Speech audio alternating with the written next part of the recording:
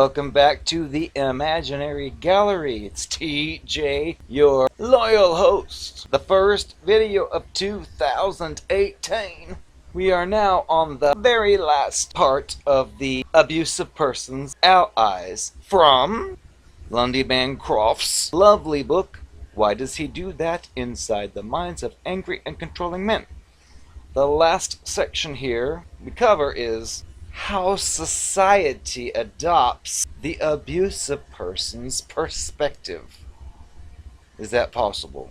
Bancroft starts off by telling us that almost anybody can become an ally of an abusive person by inadvertently adapting his or her perspective.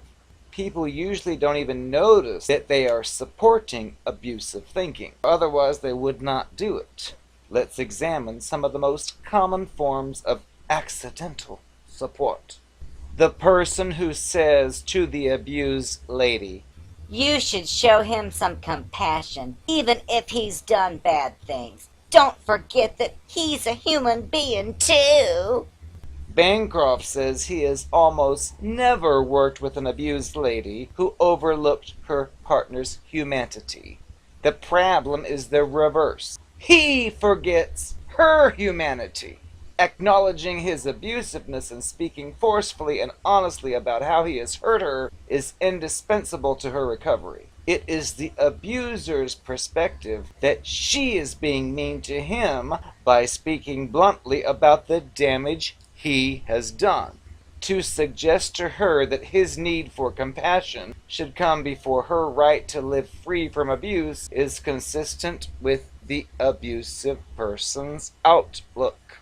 Bancroft says he's repeatedly seen the tendency among friends and acquaintances of an abused lady to feel that it is their responsibility to make sure that she realizes what a good person he really is inside. In other words, to stay focused on his needs rather than on her own, which is a mistake. People who wish to help an abused lady should instead be telling her what a good person she is. The person who says to her, "But he's the father of your children." The abusive man uses the children to entrap the woman into the relationship, saying that she is depriving them of a father by splitting up the family. But he is the one who's keeping those children from having the father they need by forcing them to grow up with a father who abuses their mother. Children need an abuse-free home.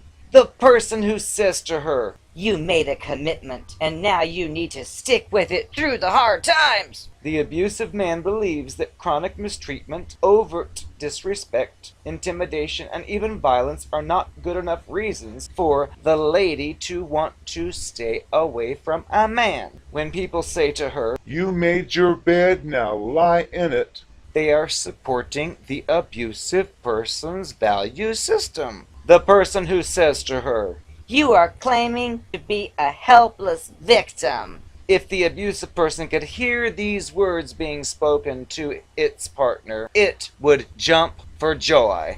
It may have said the very same thing to her. The abuser's perspective is that the lady exaggerates the hurtfulness of his conduct because she wants the status of victim, attributing to her the maneuvers that he is actually fond of using himself. When an abused lady tries to tell you how bad things are, you gotta listen. The person who says, "These abuse activists are anti-male." how is it anti-male to be against abuse? Are we supposed to pretend that we don't notice that the overwhelming majority of abusive people are male? This accusation parallels the abuser's words to the partner. "The reason you think I'm abusive is because you have a problem with men."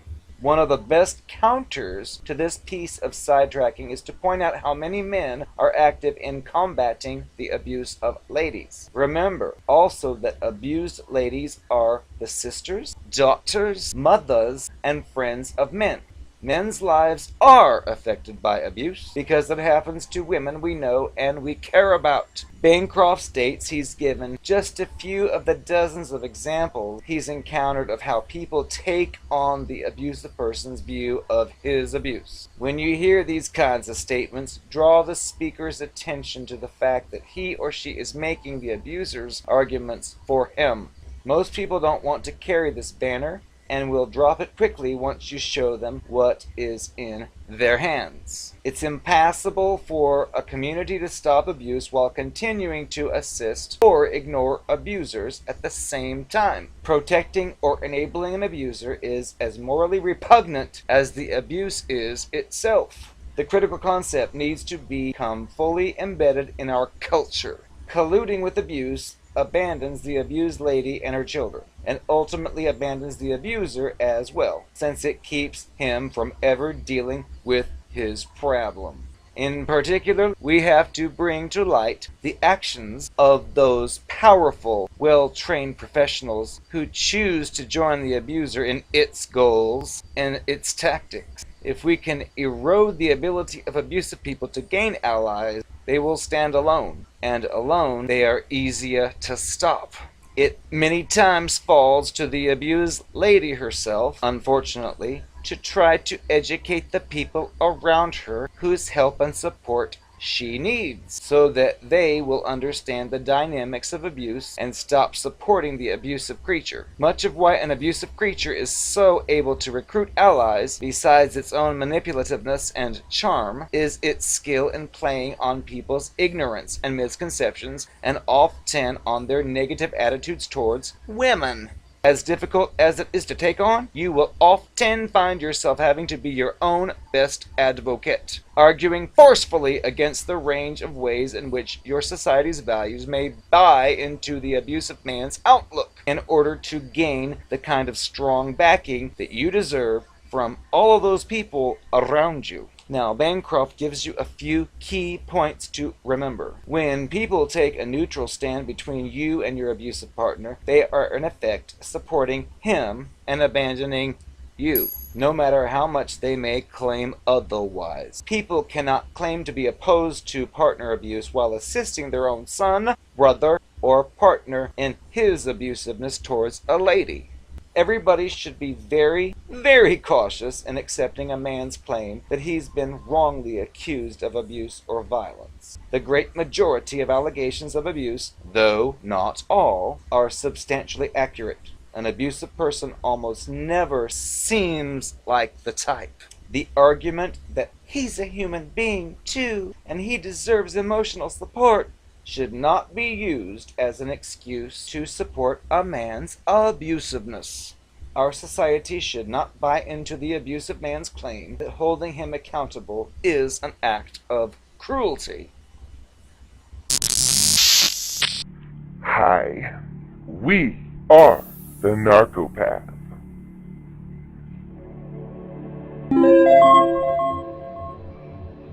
Oh, and you better believe it. I told my family and my friends that you had been abusive to me and that you had cheated on me. They were all on my side for leaving you. It's your loss, honey. You shouldn't have gone snooping. If you wouldn't have gone snooping, you wouldn't be pooping right now. Someone else will have my love. You don't deserve it. Someone who doesn't ask any questions or check up on things. That's what I'm looking for. And I'm gonna find it. As I've told you 100 times, don't go checking up on things. Just believe what she says. Don't doubt her. Don't check up on her. Otherwise, you're going to find something you don't like. We ladies, we're all the same. At least the kind that you attract. Another reason things didn't work out with us is because part of my skill is I move in on to all the family members. And you must have told your sister some kind of lies about me. I don't know what you told her, but no matter what I did, no matter what I said to try to win her over, no matter how big I told her boobs looked, even though she's flat as an ironing board, I told her how pretty she looked, even though she looked like perfume on a pig, it still didn't work. And she spouted off some kind of nonsense, like you had told her all about me. And I was like, excuse me? I don't think you know what you're talking about. And it didn't work. And if I couldn't get to her, she was like the keyhole into your family. I could have gotten all the secrets out of her I needed, and she wasn't cooperating. So that's another reason. It just wouldn't work between us. You have her to thank, too. My humps and my lumps are not going to be for your chumps. Let me let you in on a little secret. I look at everything you do. When you're not around, I go through all of your things. I learn anything I can find, especially if it's dirt. I need to have a family member that I can confide in, so I can slip out a few secrets here and there and say, don't tell anyone where you heard this. But I can manipulate and get these people to do my bidding, but they have to trust me first. And there was a problem with your sister. So whatever lies you told her, you blew it. In my previous failed marriage, I was doing pretty well. Till that goddamn mother spied on us and figured out what I was doing, and I hightailed it out of there because I could have gotten in legal trouble for some of the stuff I did. Sure lost.